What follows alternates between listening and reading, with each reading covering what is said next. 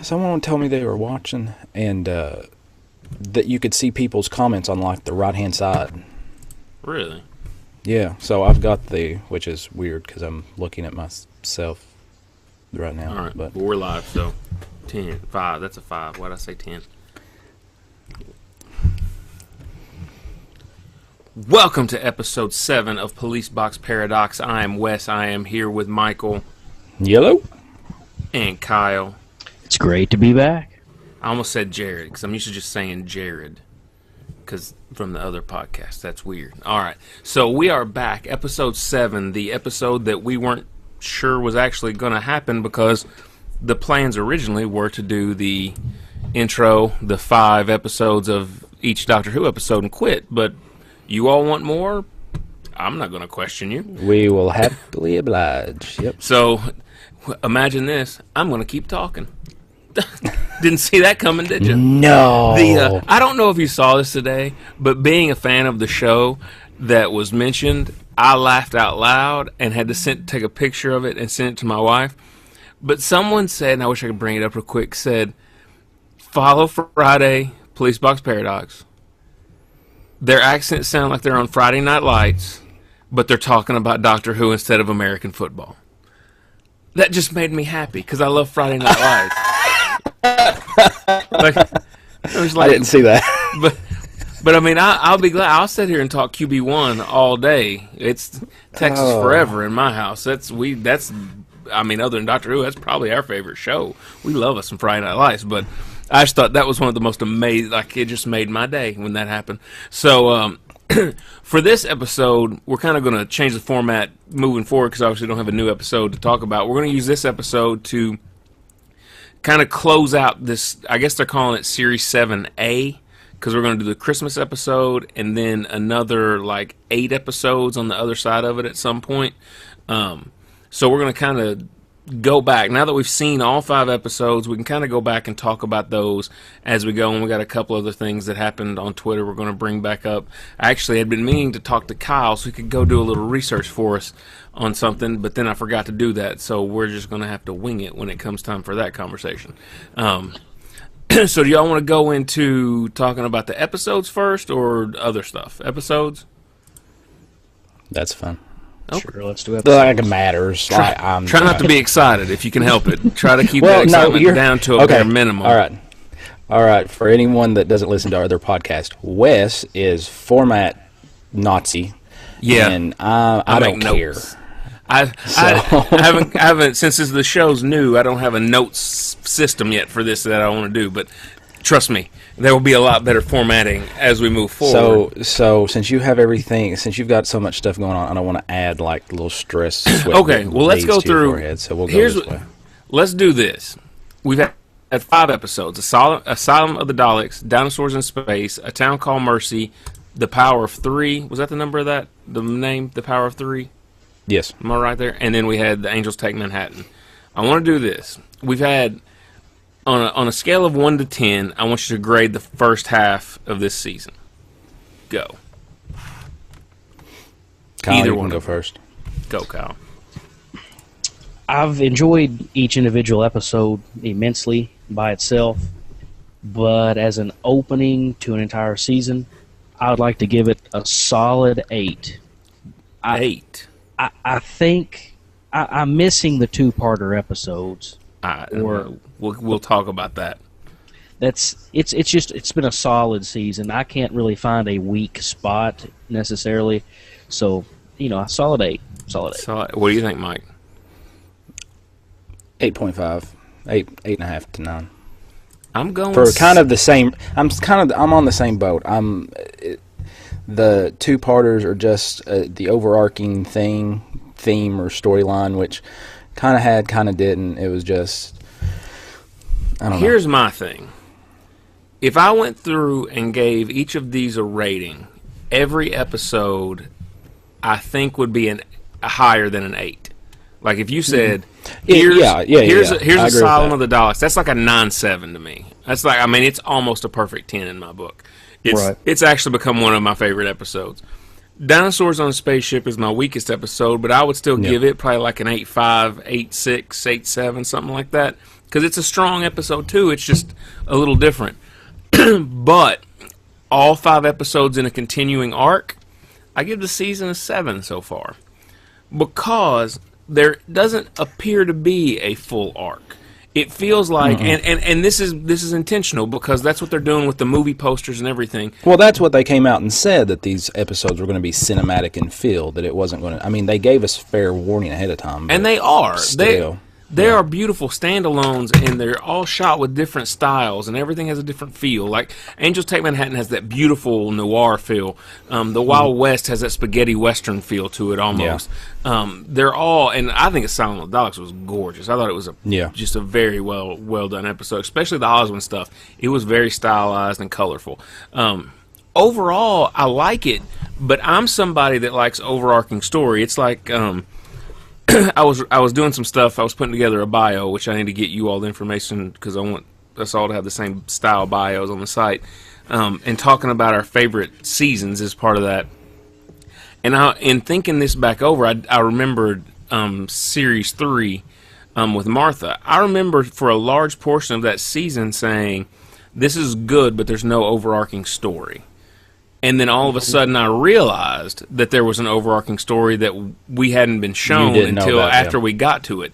And and then it jumped up high as far as an overall season. This has that potential as far as once we have 7A put with 7B, I may have that feeling of this is an 8 or 9 series. But it's lower to me because I like two-parters. I like things to be in depth. I like that kind of feel.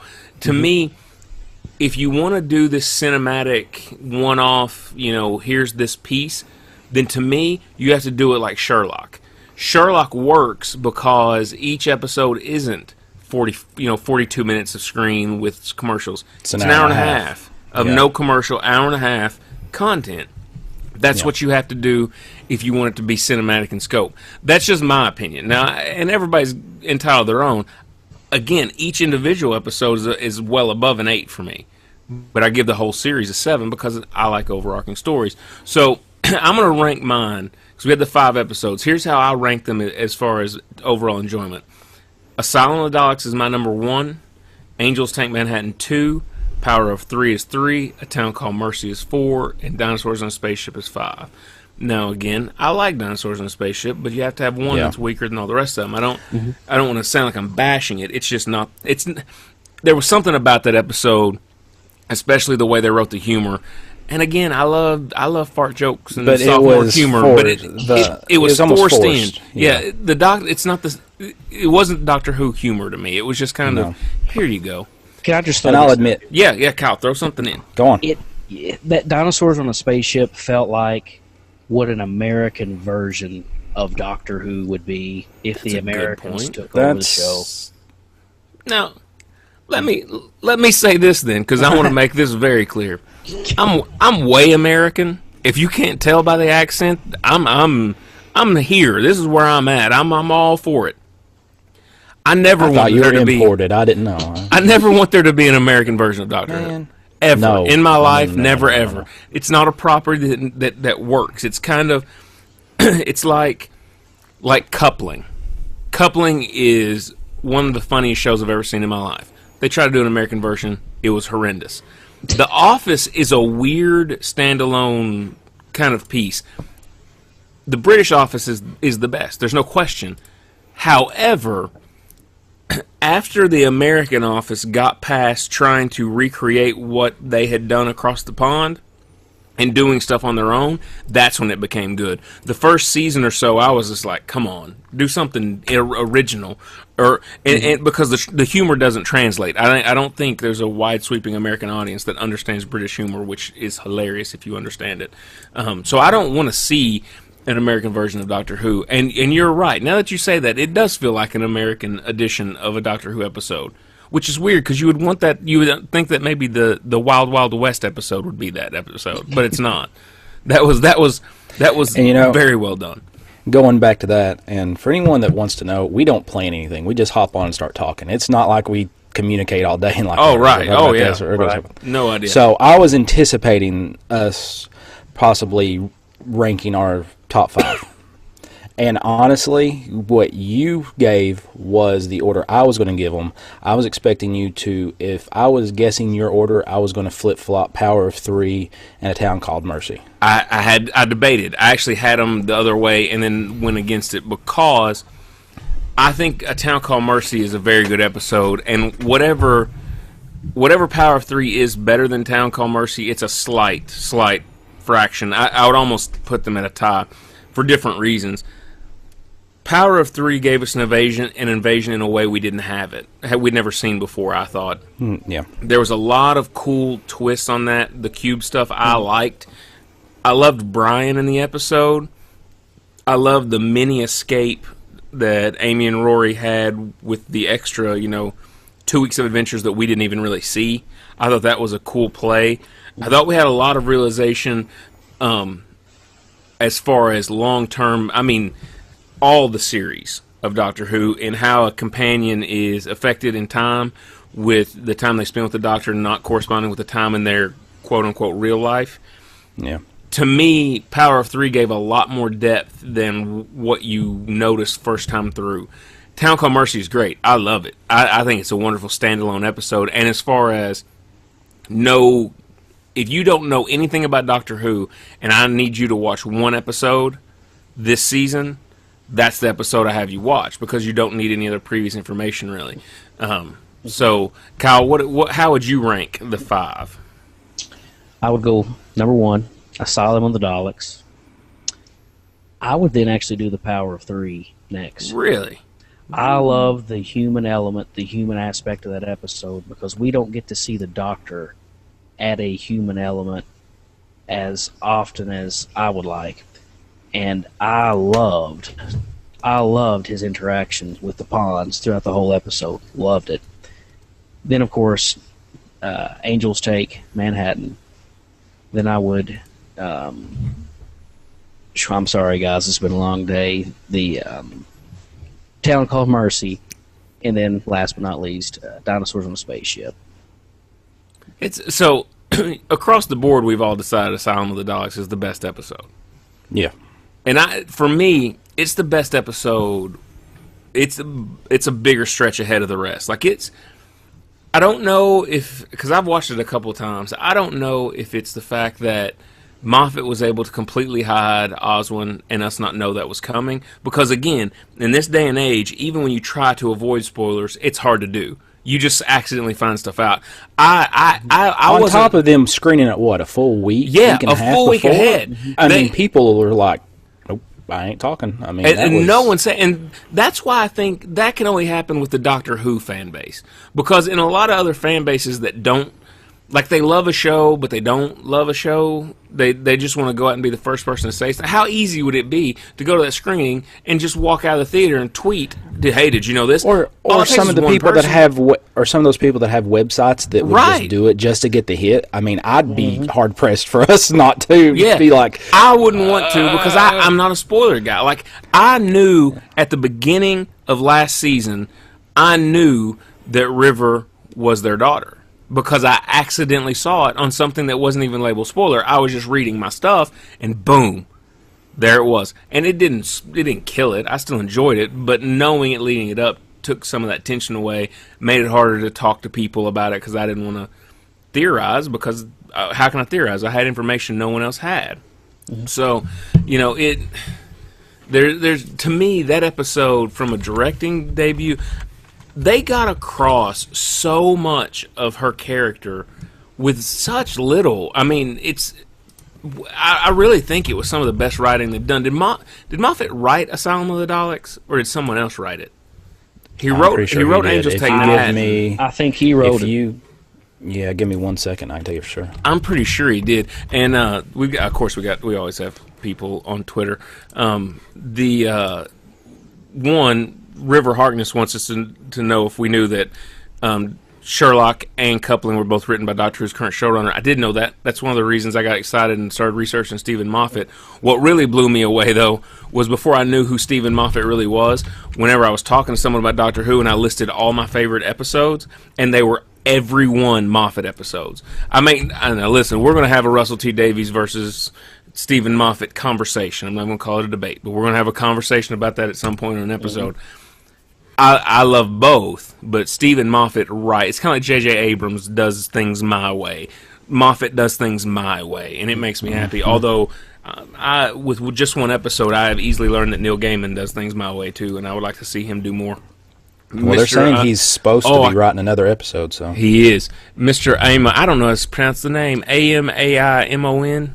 I'm stupid. I'm sorry. He'll give us the proper pronunciation. Do that phonetically so I can get that right, and I'll try not to forget it. Mention that Peter Jackson wants to direct an episode. We can go ahead and talk about that. How do you feel about Peter Jackson? I just sent him the link to when I first posted that article on the site. I actually sent him. How would you feel about Peter Jackson doing an episode? Kyle, I'll let you go first. I'm all for it. I am too. All for it. Yeah, I mean, I can't remember how I wrote the article, but yeah.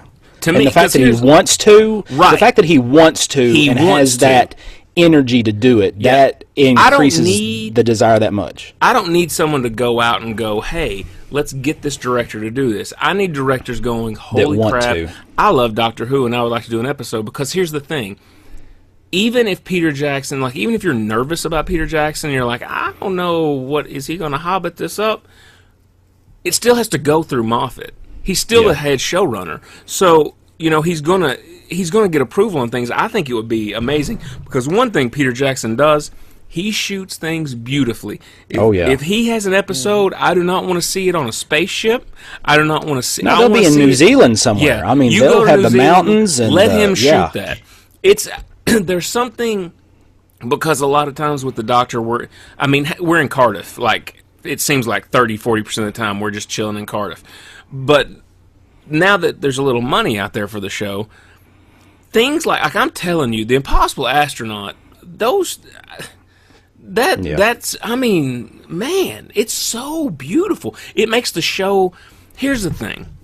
The show has gotten better, not because necessarily money fixes things, but having more money gives you a lot more opportunity to do things you want to do. And if you want more money, you have to get more people to buy into it. From my understanding, it's way crazy popular in England anyway. Maybe it can be more popular, I don't know. But what I do know is there ain't a lot of Americans that know what Doctor Who is. There's more now than there was last year, and way more now than there was 2 years ago. 2 years ago, 3 years ago? I mean, it's, But thanks to Netflix, really. Yeah, you need to get that money and get those people, and in order to do that, you're going to have to make it look grander. They have to turn, if you throw on Rose, if you just throw that episode on, the majority of Americans aren't going to like it, just because they're not even going to look. It looks bad. The Autons or whatever look cheesy. They're not going to do it. But you throw on Impossible Astronaut, you can hook people. If you can get eyeballs on that, then it becomes more popular. And I'm sure there's a lot of people that are like, I don't want it to be more popular. I want it to be our cool little secret thing. I want everybody to love Doctor Who. Period. Actually, I think I won't lie. I think some people are worried about that. I think they're concerned that it's going to get so big that I guess that it's going to change the format and how they go about stuff. I really think that some people are scared it's going to get too big. I don't want change, and then that happens almost. No, I don't want to change every either. major show that they make some concessions. I'm okay with minor concessions, but that's why I say it has to remain based from England. Yeah, you come shoot other places, but I was about to say yes, it's getting big in America, but I don't want it to conform for us. Or that takes away the point. No, I feel like I sometimes live in the wrong country when it comes to entertainment, because I would rather sit and watch British shows more than about anything ever. I mean, they're just better. I'm on. Is that right? You look at that. Mike. That's what I saw. I saw it come through. Yeah. That's. And my dog's upset. It might be Mayamon. I don't know. Mr. Mayamon. I like it. It sounds good. Sounds we good. like having interaction. I'm just happy people want to hear what we have to say. Even the other, let me tell you the other one that I love. These people that are tweeting these things. Did you get where he said Peter Jackson would be good doing something historical? He would be good doing something historical. He would.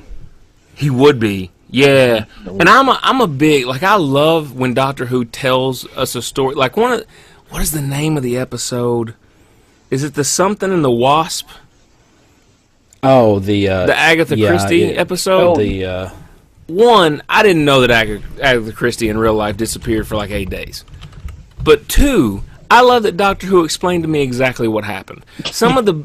I don't understand why Doctor Who That's the same with Nefertiti, with dinosaurs in a spaceship. Or just those little things. What was the other one? There was one more that I really... Oh, like the Van Gogh stuff. You know, those to me are such poignant episodes because they're retelling. They're giving us something. They're making us understand. And it was the unicorn and the wasp. I thought it was, but I wanted to look it up. The wasp. You forget about Charles Dickens. Charles Dickens, his inspiration, the Doctor. Oh, so Shakespeare. Here's one. Let's not watch that one. Why have they not done Amelia Earhart? I'm telling you, there needs to be an Amelia Earhart episode. I really think they've been holding out to see what happened because it's been such a big deal the last few years. Has there ever been a Bermuda Triangle episode? Surely. Maybe in the TARDIS's time vortex has to be the reason why there's a Bermuda Triangle. Make it to where he had to have broke something. Okay, so we've talked about Silent Dogs. We need to go through some of these other ones too before we get too off topic. Dinosaurs on a Spaceship. I liked it. Again, I thought it just seemed a little out of place. I thought there were some things they could have tweaked script wise. They could have taken out the balls joke, and it would have been. I think it would have upped it that much. My issue with the episode was dialogue. It wasn't overall story, and I don't want it to get lost. There were some amazing parts of that. Amy in the control room just hitting buttons and saying it worked for the Doctor. That was a powerful moment for her companions and saying just don't flirt and just don't do that stuff was fun. And the most cinematic aspect of the whole series of Doctor Who so far was Rory's father sitting on the edge of the TARDIS. Oh, it was beautiful. Yes. Looking down at the Earth as he's eating his little sandwich. Oh, that was brilliant. Absolutely brilliant. So good. I think this would be a good time to talk about Brian. I really, really hate that we got him for only 2 episodes. Yeah. Mm-hmm. He is... The actor that plays him does a tremendous job. He has been written perfectly.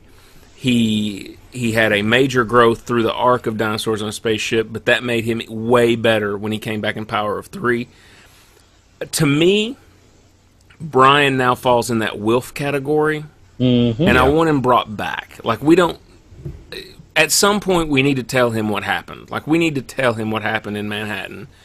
And more importantly, he needs to meet his grandchild that he doesn't know he has, as far as we know. Yeah. I mean, as far as I can remember, he has never been told of River. And if I'm wrong, someone please praise the if internet. it happened, it's been off. Yeah, I mean, it's off. And it's not been addressed. So that, to me, those things need to happen. Now, excuse me, we'll jump over to a town called Mercy. I was so excited when we watched this episode. And I'm not a huge Western guy. I don't just sit and watch Westerns. I like Back to the Future 3. That's my Western that I go to. I'm not a maybe Young Guns, but I figured you had a hat and the boots, and I figured you had a whole other outfit in that closet in that closet behind you there. I'm pretty sure I've never had cowboy boots on my feet.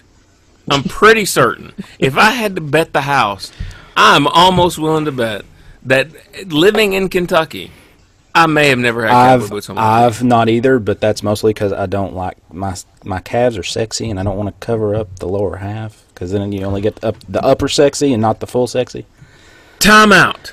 Did you know that Mr. Amalmon that I'm going to keep butchering it. I'm just going to give up. And River Harkness, their husband and wife. Did you know that?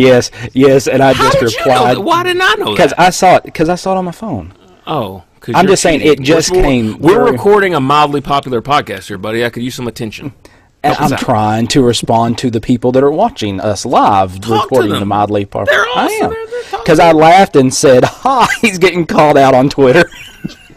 I love that. I love that there's a husband. That makes me happy. We're going to talk about that on another show and we may have them on if they will do it because I like that because I watch it with my wife and the kids and we're going to have a whole Family Matters episode and how that we can try to figure out how to get Mike's children to like this show. We have to trick them. We have to trick them into growing up into liking it. But A Town Called Mercy, I thought we had. I can't say who do you think was the best bad guy of the season because the Weeping Angels are the Weeping Angels. But it's hard that okay, Asylum of the Daleks, the enemy easy to pinpoint.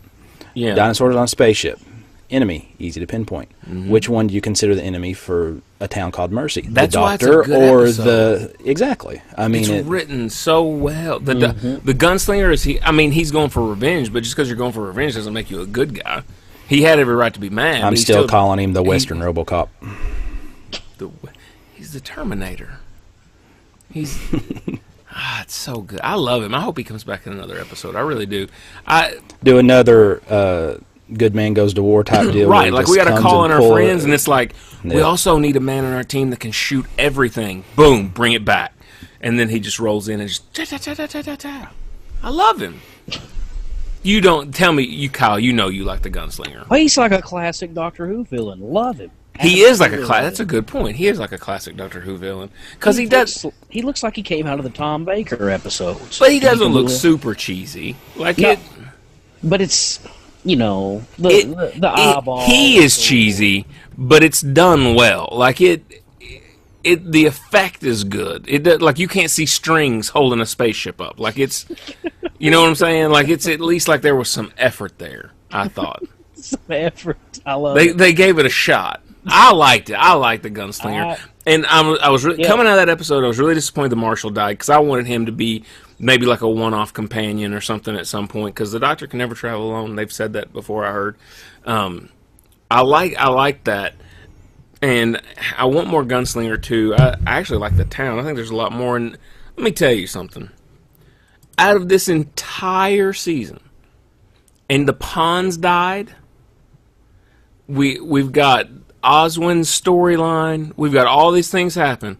What is the most talked about thing that you've seen? And I'll give you that the Pawns dying may be tied for first or a close second.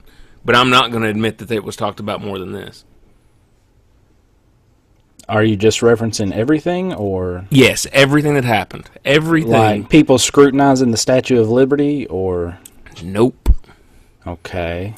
I've been off this week, so I'm kind of off. People found an affinity for one character from A Town Called Mercy. And that character was Susan the Horse. I still see tweets about Susan the Horse. Yes. People will not let Susan the Horse go.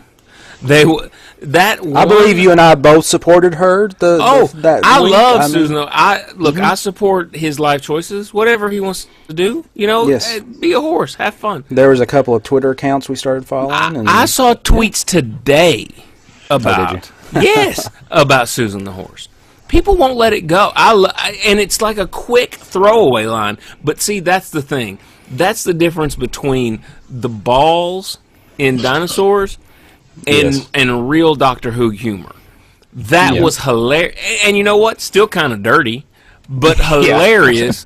Plays in a room full of kids and no one really understands that there's a thing going on.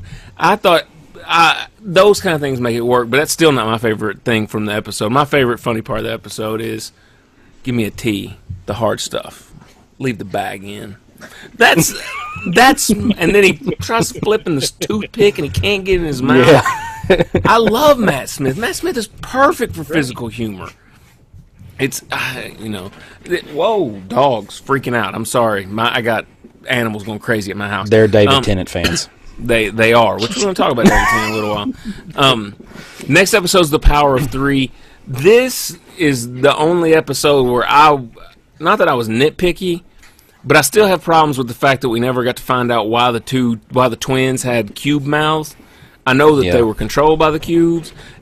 Was there a cube in their mouth? I don't think so. They never explained it. They obviously took time to do it. They were like Yeah, they were like Auton cousins or something. Yeah. I mean, it was, you don't know who's, I mean, yeah. They had to take the time to create those faces. There had to be a reason, but they never told us. Now, but this one, I think, is the one that ties in moving forward. I really think that villain may be the big bad for the entire series series 7 season. I think that in the end, there's... My dog, Marley, is upset. I think that they're definitely going to bring that back. I can't remember his name at the time. He was too big, and the fact that he was the ghost story for growing Time Lords. That's what that to me fact is too that they important. reference back Gallifrey and everything else, and it was like what in the last 15 minutes, it's like let's reference Gallifrey and go on. No, there's a reason they dropped that. There has to be. Exactly. There has to be. There's no reason to give you that without having a reason behind it. It's just too. It's not. You can't do a throwaway line of that. So I feel he's going to come back at some point. Overarching story, Power 3 was really good. Now this is the episode that now really makes me feel, and I know it seems like it would have been referenced in Angels Take Manhattan or some other place, but I really think that there is a possibility that in the Doctor's timeline that we saw them out of order. Yeah.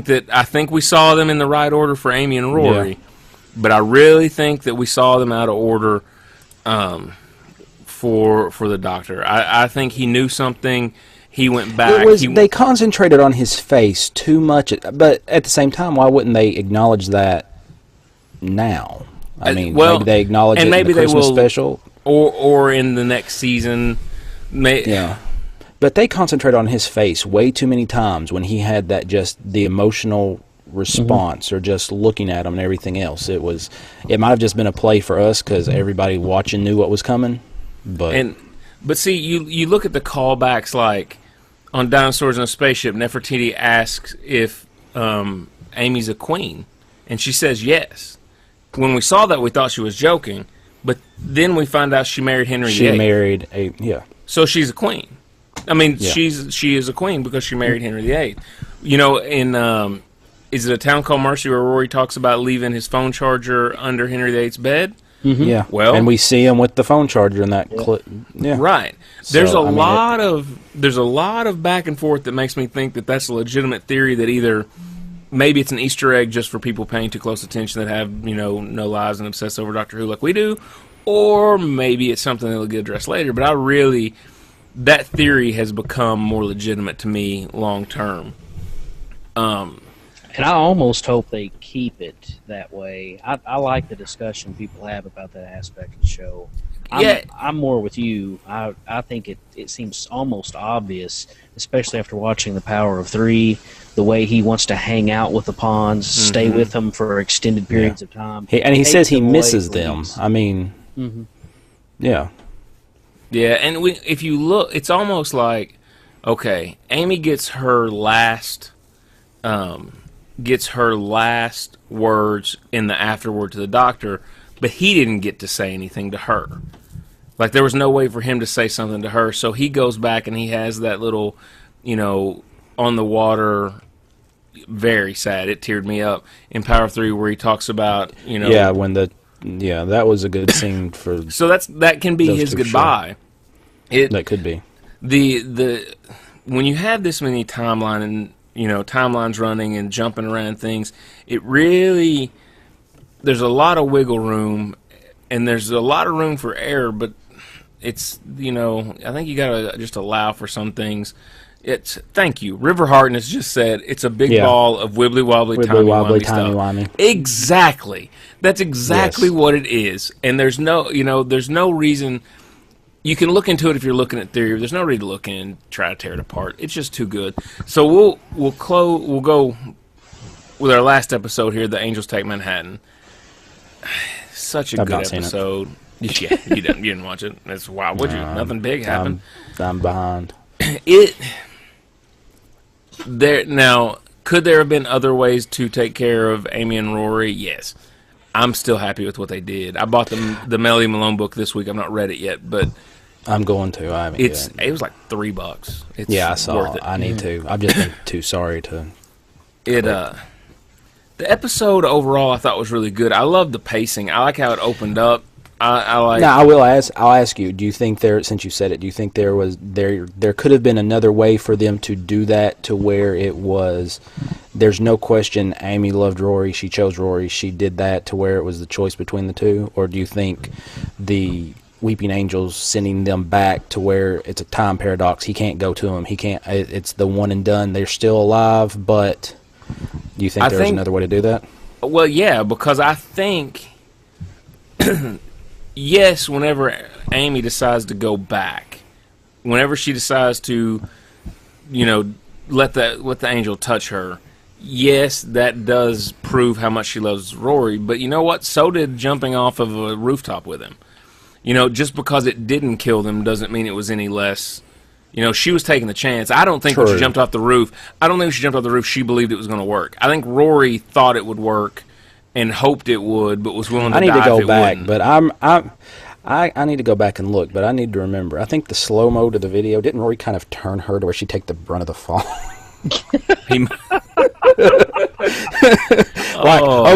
Okay, I've died for you way too many times. Here. I have been screwed over so many times. Now, did you see the article? I saw it. I was gonna bring it up. I'll let you bring it up when you want to, but since Kyle hasn't seen it, I was going to we can talk about it now. It's that someone went back through and counted the amount of times that Amy and Rory have both died, and it's both 11. Yeah. Which says a whole lot. They've been in 2 series and a half, and they've died 11 times each. That's a lot of dying, is it not? Yeah. Most of it corrected through. And the silence didn't even pick up on that. At least they pointed out the fact that Rory dies they called so much. Rory out, and that's what the point of the article was. Like, the silence called Rory out, but they weren't paying attention because Amy went down a lot. She kept dying. No one really noticed. Which brings another thing. Stephen Moffat said somebody was going to die in this episode. Technically, did that happen?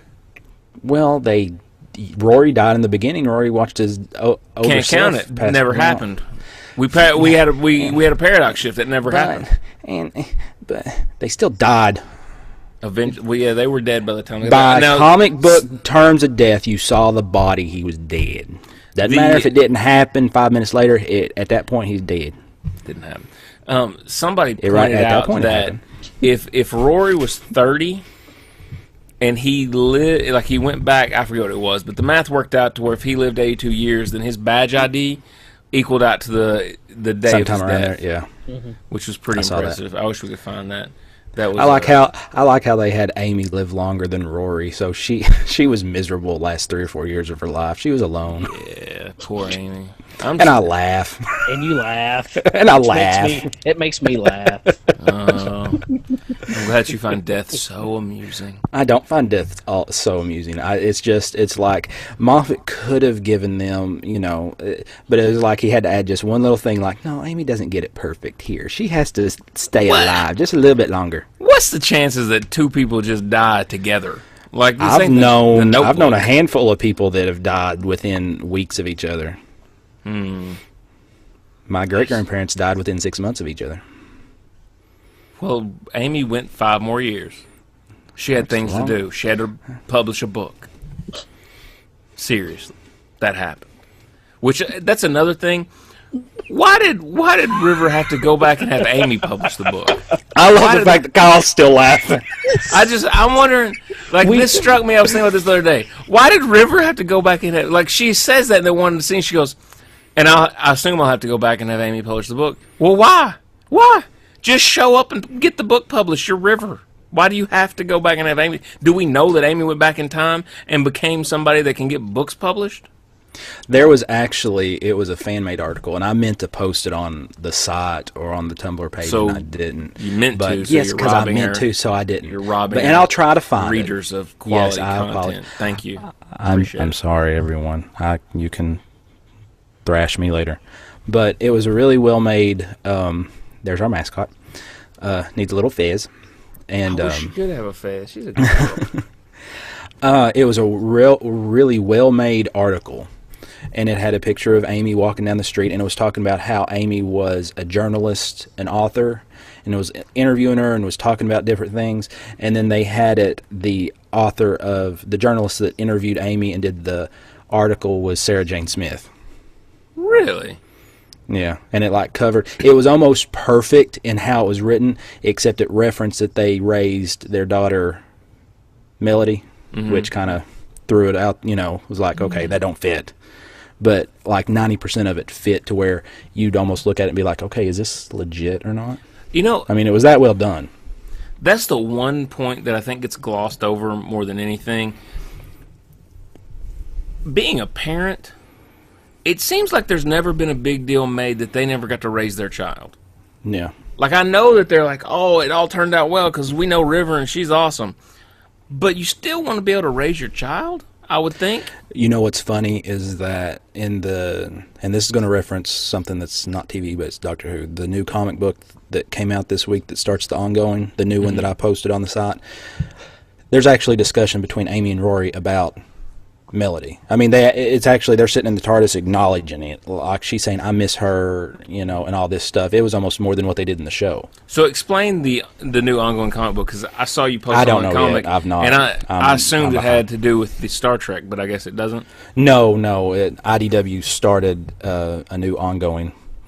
Like from which scratch? follows, Like yeah, starts from scratch. one? Yeah, Okay, the opening starts with Amy and Rory and the Doctor, and yeah, it follows. So the first one is about it. The first storyline looks like it's based in not Victorian times, but maybe late or early 1900s, late 1800s, and it's a guy that's built this machine that does all sorts of crap and didn't know what he was doing. And so Amy and the Doctor's one way, and it looked, the comic ended with, it looked like Rory was going to die again.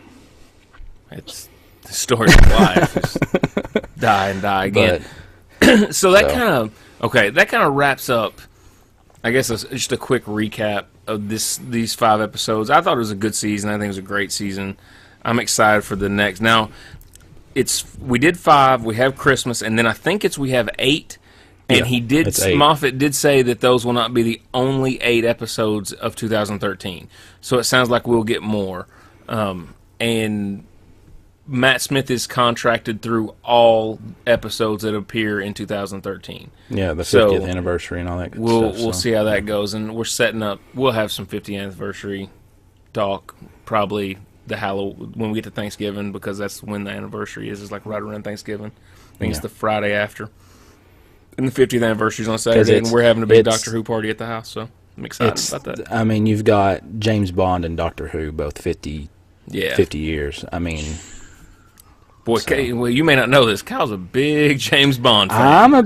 I'm big on James Bond, too, so... Man, I'm weird. I like James Bond. I don't love it. But, okay, who's cooler? James Bond or Doctor Who? And say who's better, I say who's cooler. I like the theory that James Bond is a Time Lord. I'd just go with that now. Oh.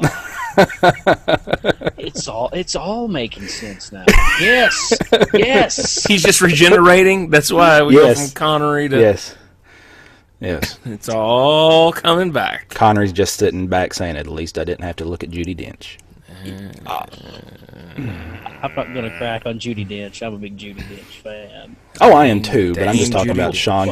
I'm just talking about Sean Connery and Moneypenny and everything. Yeah, I mean, you know, he's better. He's not upset. He's not taking orders from her. So, what do you want to talk Christmas episode? Or I know we're going to have a big Christmas blowout when we get to December, and we don't want to get into too many spoilers. It's obvious they show in the trailer that Oswin will be in the Christmas episode. There's other rumors that we may address when we get there and put a spoiler caption on the end of the episode and talk with. Anything else you want to cover from the season? I got some other, not necessarily user questions, but things that are going on that we've been talking about online that I want to go over. But Asylum of the Daleks, I didn't get to mention that when we were talking about it, but I think that's one of the most heartbreaking endings. It's pretty good. Of any Doctor Who episode I've ever seen. I was literally taken aback by it, because by the end of that episode, I was completely sold on Oswin. Loved her, fell in love with her, and I am looking so forward to her coming up Christmas and beyond. She's going to be beyond. And beyond. Beyond. I was really it was she hooked me quick. She just had a personality that I liked. Yeah, it was just, I mean, that might have been part of why they brought her on. It may have been. You can't not love her after this. Here, right? And then you take her away, and it's. I'm not 100% sure we're going to see the same character, but I think it's going to be the same character, if that makes sense. It'll just be a descendant or a. I rewatched the episode, and it seems pretty evident to me now that Oswin in the episode has already met the doctor. She's calling him D. She's kind of being really flirty with him, and she's got this air about her as if she's just expecting the doctor to be there to save her. And I think she figures out later on in the episode that the doctor, the current doctor in that episode, has never met her, so she's starting to play along with him. The only problem I have with that is that's basically the River story. yeah, Which I went back. I've not watched the whole episode, but when I was looking, when I went back to see if she was like if it was Professor River, and in Silence of the Library, I was shocked, and I'm hoping when we do our regen episodes, we'll do that one at some point.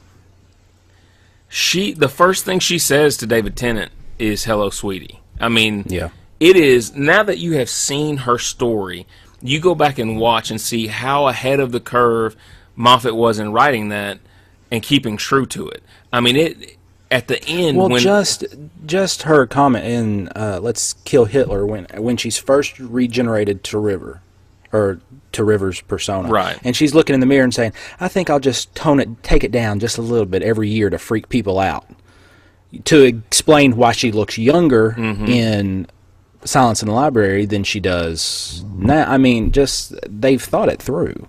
Yeah, continued to. It's I trust me. If you've seen all through this now, and it's been a year or two or however long since you've seen Silence in the Library, go watch it. You will not be disappointed. It's one of the all-time best episodes anyway. But I'd almost be tempted to watch River's episodes in order because I'm really curious to see. Have you seen the YouTube video? No, I've not seen the YouTube video. There is, and it actually may be River talking over it, so it may be something that's on a DVD. I don't know, but someone went through, and basically, it's all, not all her scenes, but her story cut in order for her, with her voicing over, and it is heartbreaking and brought tears to my eyes. It was that good. I'm wanting to see see if you can actually see a progression, a natural evolution of the character, even though we've seen it completely out of order, out of whack. I want to see if they've thought it through enough to where you see a progression in the character in her order, as if if we had watched it in that way. Mm-hmm. I might be overthinking stuff and talking, but. When you find the video, you Google up River's song timeline in order. I don't know. You'll see it. You'll find it. You'll be floored. If I find it, I'll post it later. Okay. This is the thing I wanted to talk to Kyle about and never got to, and so it's completely blindsiding him if he wasn't paying attention to Twitter earlier this week. But we had a conversation. I don't know if it was Tuesday, whatever day it was. Tuesday. You would have thought we invented Twitter. We should have the way that it was going. We should have been. It was that the day that Doctor Who was trending. Probably. Maybe. No, it wasn't trending. We should have been doing it ourselves. Yeah. So a conversation got started, Kyle. You laugh. We ain't on regeneration limits. Okay. Do you have any back knowledge of this? Because I've had to do a little research just so we could have a conversation that day. I'm going as fast as I can watching these older episodes, okay. These classic Who episodes. I have not come across a regeneration limit, but I read something somewhere that the Sarah Jane Adventures has addressed the regeneration problem. It has, but that wasn't necessarily the case. Originally, in the classic Doctor Who, each Doctor has 13 regenerations.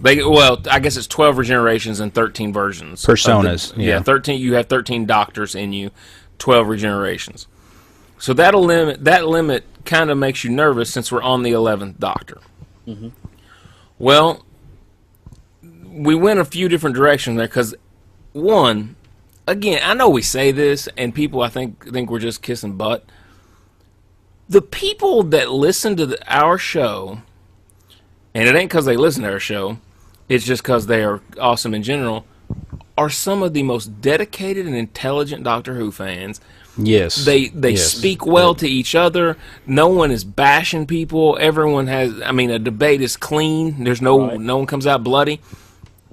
Everyone started popping out of the woodwork with things to say and information. It turns out it did come up in the Sarah Jane Adventures, which I have seasons 1 through 4 of and need to watch because I've never seen them. At one point, the Doctor is asked how many times he can regenerate, and he says... this was Matt Smith, right? Yeah, Matt Smith, and he says 507. I went back and watched that clip, and it is... he says it, but it's almost said in a joking manner. Mm-hmm. Now, Moffat addressed it in an interview and said that due to the time lock and something else that completely changed the timeline from that point on, all those things are out the window because there's new rules because of that. There's also some word that possibly the 12 regenerations for 13 personas was a limit put on the Time Lords by the Time Lords, meaning it wasn't something like... That's how I've taken it and thought of it in the past. So that they couldn't live forever. So they couldn't be immortal, but they could just, have X amount. Regardless, I think the one thing we can all agree on is once we get past Matt Smith and this 12th Doctor, there's definitely going to be a 13th Doctor, and there's going to be a 14th and a 15th. They will find a way to get around it no matter what. But, and this came up, and I can't find the tweet because I want to talk about the person that figured it out. In one of the classic episodes, and I cannot think of the dude's name, they're apparently... and this is, they call it in between the Doctor's 12th and 13th regeneration because it's spoken about. It's a classic episode where it's spoken about. There is a version of our Doctor who is bad. Like it's not one of, it doesn't count as one of his regenerations. But he Valyard or something. Yeah, like that? It starts with a V. Yeah, Valyard, I think. Valyard, maybe. Valyard. Yeah, I think so. That's one. I want to go back and do some research. I don't want to sit here and talk like a fool who doesn't know anything because I don't. But I want to go back and check because apparently the way I went back and read a little bit on Wikipedia, it sounds like the Doctor becomes a bad guy for a little while as this person. But I also think that because Moffat's going to tell the story. I think that when it comes time, that's going to happen. Like he's going to say, because he loves Doctor Who, he loves classic Who. He makes sure he's the one that writes the key stories. Mm-hmm. Right. Anyway, the opening one, Amy and Rory's the Christmas to introduce. He introduced it. My guess is you're going to end up seeing a split. Like whenever he regenerates from 11th to 12th or 12th to 13th, wherever it happens, something gets funky. I bet he regenerates into 2. I'm willing to bet. Ooh, like Superman Red and Blue? Yeah, kind of. Cool. Except better because it's Doctor Who, and they'll figure out a way to make it actually interesting and work. I was wanting him to have red and blue suits with lightning bolts. Then I'd send him my logo and get it on there. And really? All good. That's what you wanted? Really? Yeah. I need to get you a hobby. Let's see. What else did we talk about? Let's take this theory a step further because I went back and rewatched my favorite Matt Smith Doctor episode. That's the Doctor's Wife. Yes. I think that's a Gaming episode as well. It's his only episode. It's his only episode. He's supposed to be doing one for this next season, maybe, but. Hey, are you checking Twitter, Wes?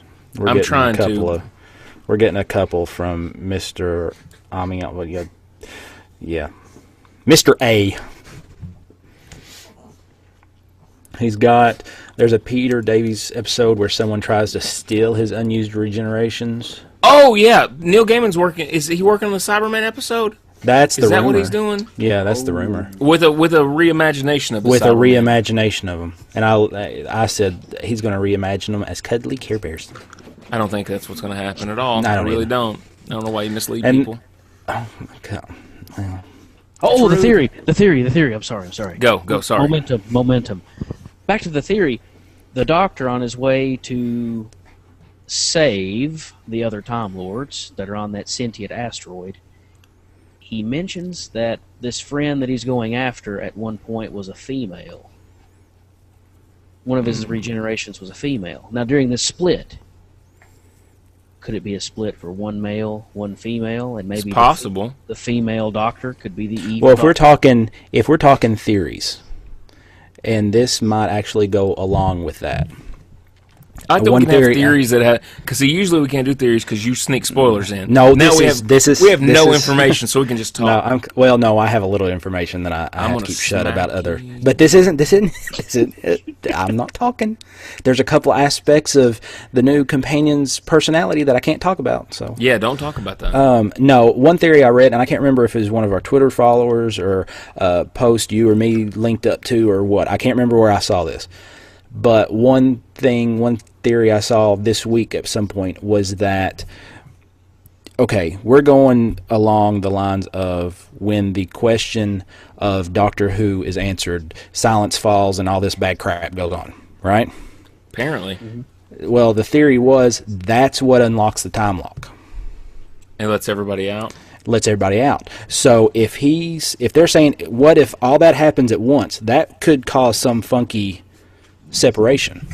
That could cause all kinds of drama, Yeah, that could cause all kinds of bad stuff. especially since he's married and he had a wife on Gallifrey. But she's not in the time lock. She was already dead, wasn't she? Yeah, I'm pretty sure.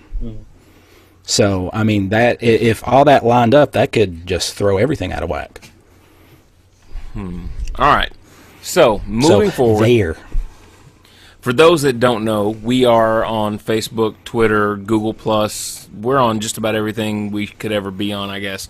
And because of that, we do a lot of things throughout the week on those, and have conversations and things like the regeneration conversation, which was phenomenal. So if you download this from iTunes or listen to it on Stitcher, which we're getting a lot more people listening on Stitcher, just know that you need to follow us on Twitter at PoliceBXParadox, and you can get in on If these you've got a Twitter conversations. account. And if you don't, feel free to join open, because I've noticed a couple followers we have are like brand new to Twitter. Just Awesome. You know, a that would make me handful, happy yeah. if we were the reason someone got on Twitter. That would Well, make my there day. was one person started following us, followed Geekasm, and a couple others I've noticed that I mean, they're following like 10 people. They've just started. Sweet. Well, So we do that's cool. what we try to do, and I think we've done pretty well this past week and a half, is we do what they call hashtags every day. And for example, today was Fairy Tale Friday. And the question we posed to all the people out there was, if you could take Doctor Who and insert him into a fairy tale story, what fairy tale would you choose? Insert him. That sounded dirty. Don't do that. Don't do that. This is Really? not dinosaurs on a spaceship. We are Power of I Three was- here.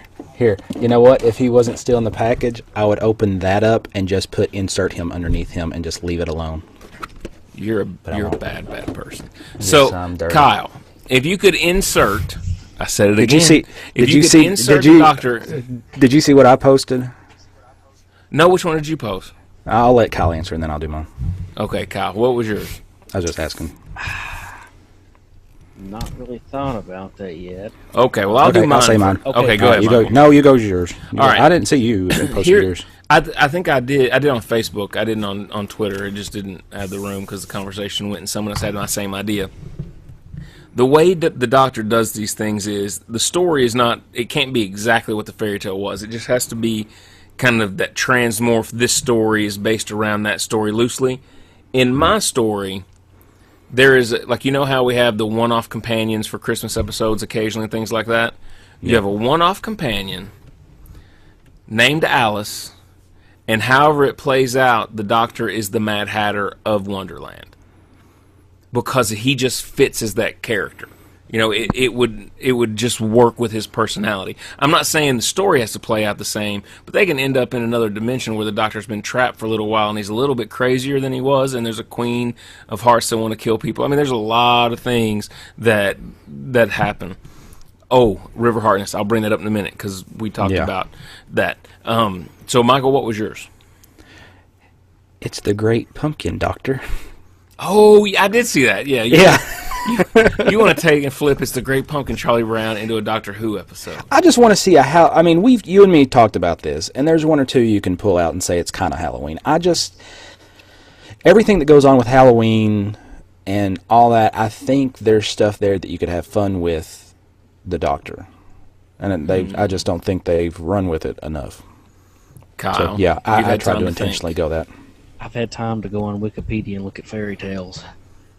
What kind of childhood did you have where you couldn't think of a fairy tale off the top of your head? I grew up. Do you not watch Once Upon a Time and Grimm now? Because they're good too. I grew up watching Jaws, Indiana Jones, Star Wars, Smokey and the Bandit. See, that was actually while Kyle's looking up. That was one thing I thought you could do any of the fairy tales where the princess is sleeping, like Sleeping Beauty or Snow White or any of them. I was really hoping you were going to say you could do Smokey and the Bandit. That was going to make my day. But Smokey and the Bandit. I was really thinking the Doctor as the Bandit would have worked. No, but I was saying... Or as Buford T. Justice, either one. That would be an easy turnaround because the princess is asleep. No, she's just in a time lock or she's time locked or whatever, and you got to figure out who's doing it or whatever. I mean, that would be an easy play. Yeah. Yeah, that one's not hard. I hate the movie, and I hate the story, but I think the Doctor could fix it. I'm going to go with The Wizard of Oz. Ooh.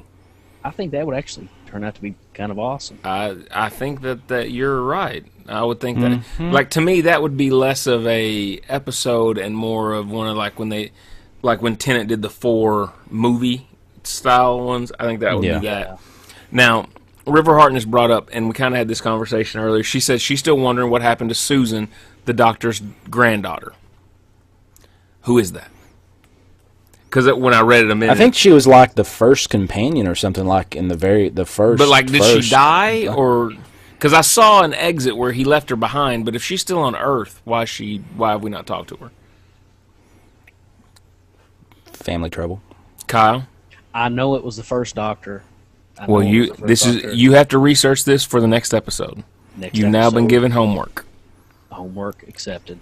Which the next episode, I want to talk about that real quick. The next episode looks like it's going to be what we're calling the regeneration episodes. Is up to you all. So here's the thing, in case you haven't been paying attention, on our Facebook page, and yes, I know a lot of you all are on Twitter and a lot of you all are on other things, but we're doing this through Facebook because we want to get everybody using all the tools. So Facebook.com/PoliceBoxParadox. There's a poll, and you can pick which episodes we do for the next regeneration. I posted like 5 or 6 episodes. You can add some on there if you want and see if they can get votes. I just grabbed a few random ones that I wanted to do. The last I checked, it was tied for... It's tied right now for The Doctor's Wife and The Girl in the Fireplace. Which I'm good watching either one of those anytime y'all want. But basically what we're going to do is... Yeah, you can vote. I voted. What'd you vote for? I ain't telling. It's a closed ballot. Wait a second. No, it's not. Okay. I can tell you who you voted for. Well, go ahead and do it. I'm not going right now. I'm sorry. Actually, it's not. It didn't show a change in vote, so I might not count since I'm. You probably don't count because you're you. No. I know. What we're going to do is we're going to watch a previous episode of Doctor Who, and I don't want to make it sound like we're watching classics, which we may do, but like we're going to go back, 2005 and up, and watch an episode and kind of talk about it the same way we do these episodes that we just watched. Like we're not going to act like everything that happened after the episode didn't happen, but we're going to watch it as if we're breaking it down like we have these other ones. Because I think that'll be fun for people. And we're not I was about to say, since you said break it down, when he says break it down, we're going to be happy about it. Since some people have actually pointed out that we do this, we're not going back to criticize, but I want to go back and share my joy of Blink. Like I want to talk about how happy it makes me still, and I want to go back and watch the Girl in the Fireplace. I think is one. That's a great story. There's a lot of episodes that I think get overlooked. I think the 2-parter with the Blood family gets overlooked all the time, and it is a phenomenal episode. Those are things I want to bring back. Kyle, the reason Midnight is in the list is because Kyle brought that one up, and I forgot how good that episode was. So basically, Midnight. Which ones? You go watch. Go to Facebook, facebook.com/PoliceBoxParadox. It's the top pin. Yeah, thing. it's right there. Yeah. Just click which episode you want us to talk about, and we'll talk about it. And then whenever we pick the episode, sometime early next week, we'll let you all know, because I want you all to send in questions about episodes and things like that we can talk about, because I know everyone digs that we do these on Google Hangouts. There's a lot of people watching right now. Thank you all for doing that.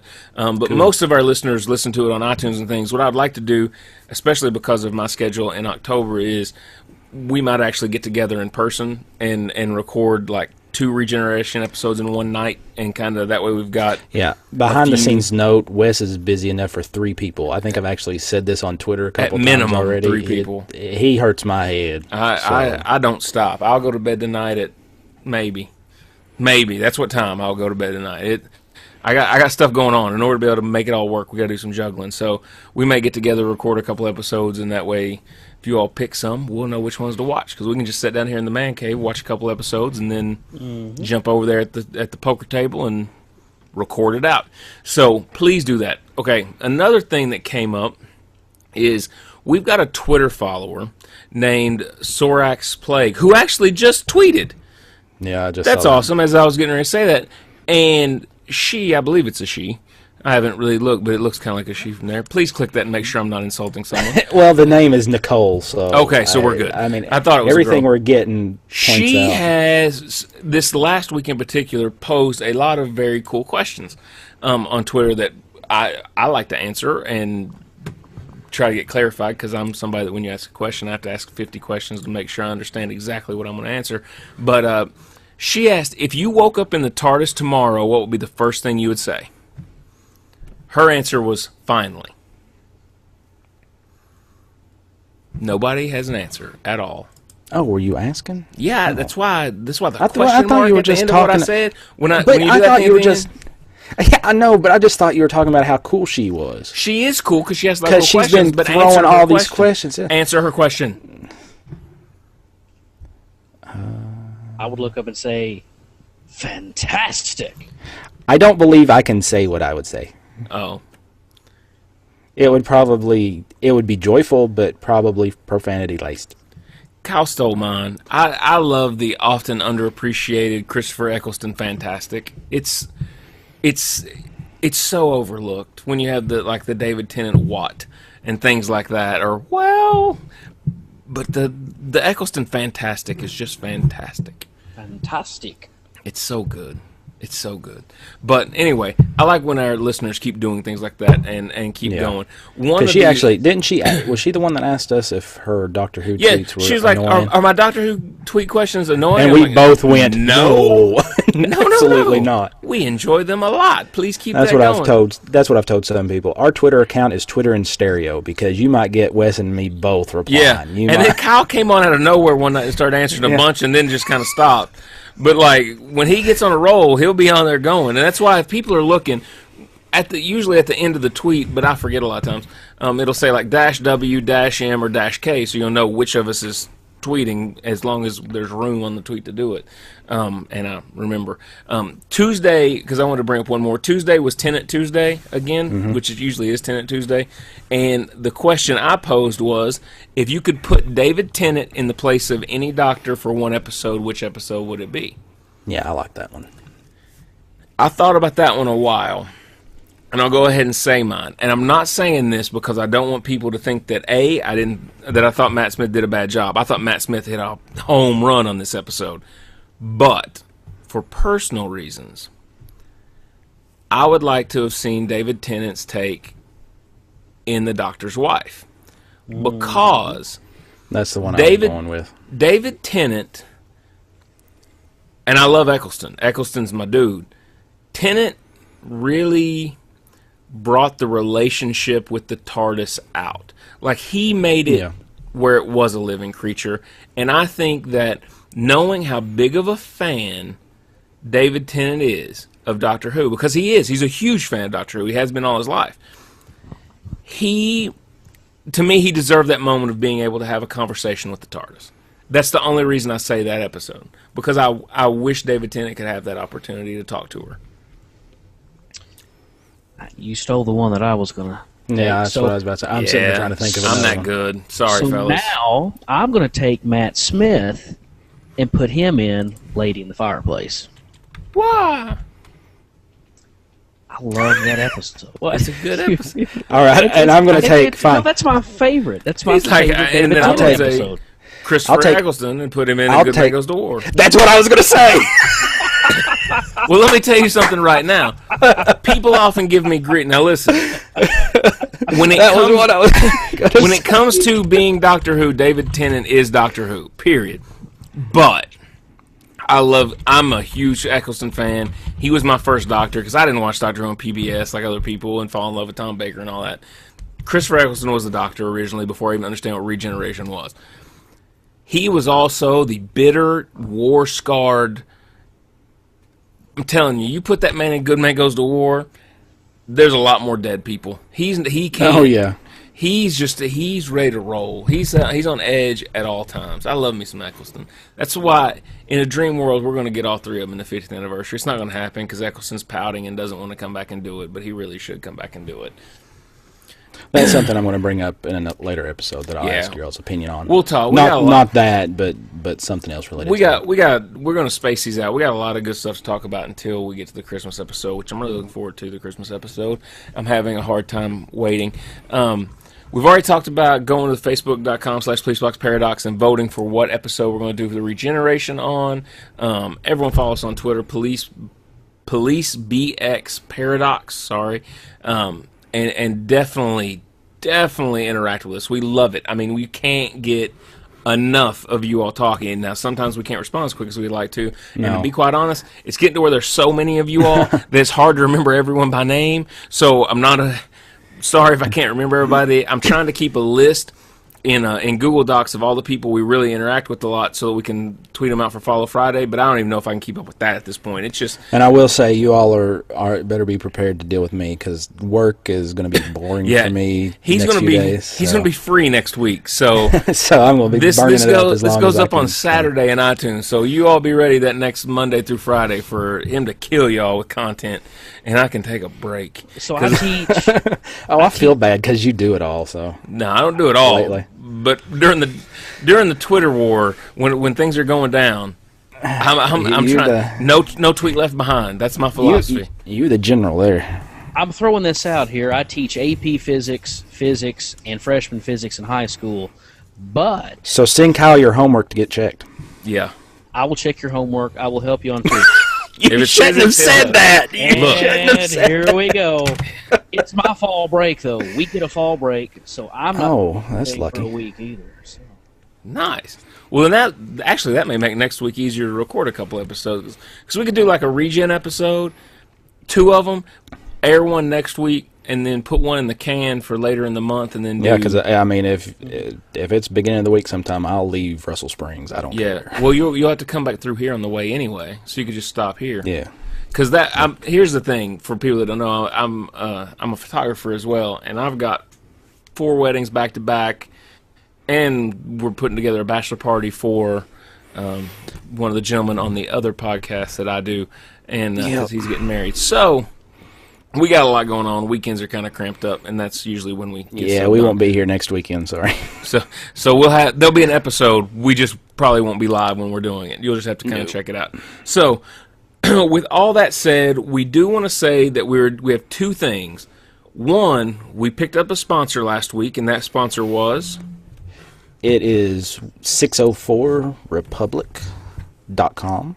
They do all kinds of awesome custom geeky t-shirts. Yes, their tagline is gear for every geek. And they have they don't just hit Doctor Who, they hit everything. Now, is it 10%? 10% off for our, and I'm looking at the email. It says 10% off for our listeners. So. Our listeners, we're not tweeting this out. You got to be listening to this episode to understand this. If you want something from their store, put in the coupon code PoliceBox, and it takes 10% off your order. Come on, people. I'm just saying, maybe look, let me go on a little thing, because maybe people don't understand this. Y'all listen to this for free, and we love doing it. We don't get paid. We don't make a dime off of this. As a matter of fact, every time you download that bad boy, it costs me a little bit of money. Not a lot, just a little. But over time, that all adds up. So we have to figure out ways to subsidize that income. So feel free to go and click the banner for this podcast episode. And click, buy some stuff, get your 10% discount, help us out. The other thing you can do, and I'm telling you, we need reviews and ratings in iTunes. I know that maybe it's a little bit of a hassle to go do it, but jump into iTunes, leave a review, just say, hey, these guys are great. It's an awesome podcast, 5 stars. Yeah. And I'll say this. It helps us, which means more people are going to come give us stuff to give you all stuff. Oh, yeah. So we like to give away It's the circle stuff. Of life. It's the circle of life. Y'all don't know how generous we can be. Once we start getting stuff, we're giving away. Because here's the thing. We got something, and we're going to give it away. When we reach 20 iTunes reviews, we will be giving a listener... Are you ready for it? A customized... Hang on. Let me sit down. You are sitting down. Are you listening? Oh, okay. Sorry. It's like you go, look at the momentum. I can't have that. Stop. Hammer time. A listener, when we get 20 iTunes reviews, we are going to give away a custom Doctor Who iPad case.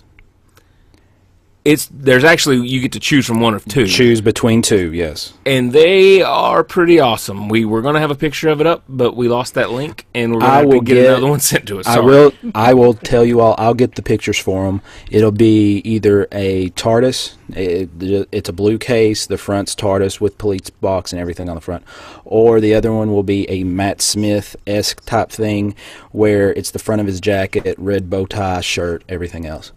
So I know what they look like. I just don't have a picture of them. So let me tell you how easy it would be for this not to happen, and me to keep that TARDIS one and hook it up on this iPad right here.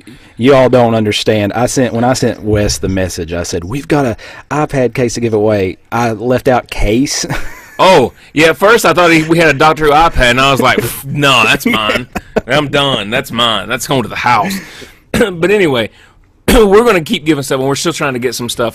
We got lines out to different people, but the thing is, we need to. The Twitter following is helping us a lot because advertisers and things see that, and it makes a big difference. But iTunes reviews does 2 things. It shows that you all appreciate the show and that you think it's a good show, and that we have people that are dedicated enough to go do that. 2, it helps us move up the rankings. When you search Doctor Who podcast, I want to be in that top 6. I want to be number 1, but I want to get up there. Come on, people. Help a brother out. So, again, whenever we reach 20 iTunes reviews, and we're way over 20 iTunes subscriptions. When we get 20 iTunes reviews... What did you just... Sorry. Did you just kill momentum? I did. There was I had momentum. Next episode, you have to introduce me as and Michael the Momentum. Like I'm never getting on a roller coaster with you because once you go over that top, it's all momentum that takes you through that thing, and we'll like be in the corkscrew, just dead stopped, and they'll be like, everyone's going, "What happened? How did this? It's not physically possible to stop." And I'll be like, "We got on this with Michael Parsons, and he's a momentum killer, and I should have known better." That's what's going to happen. Sorry, guys. Here's what we're gonna do. If any of you listeners, I'll give you an address to send it to if you got it. If anybody has those little, the little silver metal balls where you drop one and it clicks and knocks the other one out, and knocks the other one out, I want you to get those, but I want you to glue those balls together, and then we'll just send it to Mike because there's no momentum allowed when he's around. I can't understand why just random talking. He was like, hey, what song was that? Listen, I'm a hip hop dude, but you just played like a song. It sounded like it was on a B movie that they couldn't afford to get a real rap song, so they called a dude and said, hey, you know a guy that raps, right? Yeah, make him do a song, and he did it, and it was awful. And you said, let me play that in the middle of West talking. Thank you, sir. Thank you for jumping in the middle. Again, 20 iTunes review. We're going to give away some stuff that when Michael ships it to you, he'll probably cancel it halfway through and make them stop where it is, and it'll set on a loading dock, and that'll be the end of it. It's wow. Yeah, it's a special shipping method. He's just like, I know I was sending it to England, but it's on an island somewhere in the Atlantic that no one knows about. Good luck. I've got it attached to a box and a fan.